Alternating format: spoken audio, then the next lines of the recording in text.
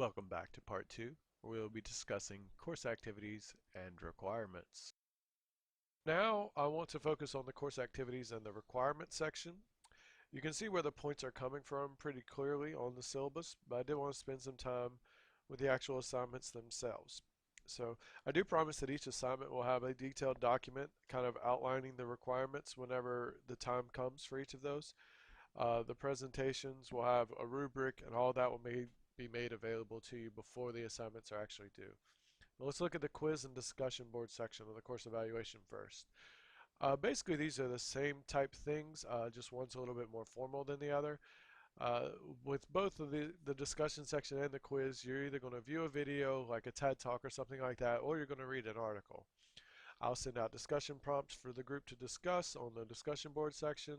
That's going to be worth 10 points. It's completely a participation type grade, and my only criteria for that one is it has to be thoughtful discussion. You do have to participate, but you don't have to participate frequently or with any amount of depth. I don't want to sit here with a checklist and count off the number of replies that an individual posts to a message board or anything like that. But I do want it to be thoughtful. So you do need to participate, but there's no requirement that you have to participate in depth, and I'll try to keep those going as well if they start to die out. All right, the quiz is basically the same format in that we're going to watch a video or read an article, and then I'll send out a prompt.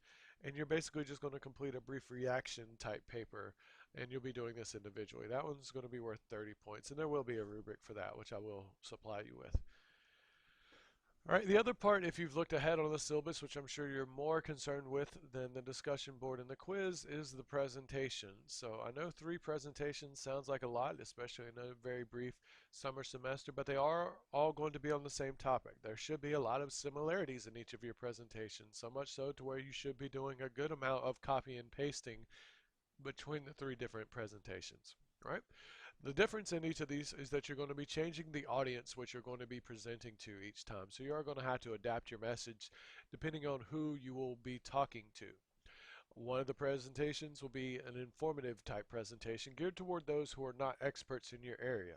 So you could think about this as the stakeholders that you'll be presenting to. So this could be, if you were doing school-based research, you could say this would be a presentation that you're delivering to a PTO or to some other parent type group or to maybe some advocacy type group, so maybe a support group, those types of things. And you can see how that would correlate pretty easily within the medical setting as well. So this could be a support group once as well, or this could be to a group of spouses whose husbands or wives have experienced neurological damage. Okay, so these are not to uneducated individuals, but these are people who are not educated in your specific area.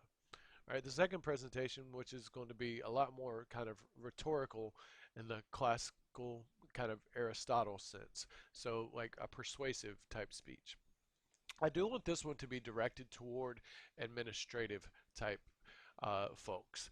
So you're going to be advocating for something in this one. So this is doesn't necessarily have to be an administrator, but this could be a board, which could include some of your co-workers or things like that. So if you're in a school system and you want to implement some type of new screening assessment tool school-wide, some other policy change or some other training which you would like to implement within educated people but not SLPs quite yet. All right, so this would be, like I said, in the school system, this could be some assessment or screening type thing.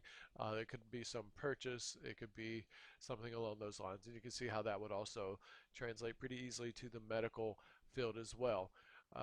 So assessment, screening type measure that you would like to implement, or even treatment that you would like to implement.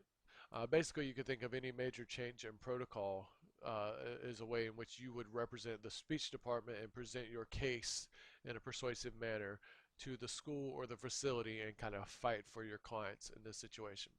All right. And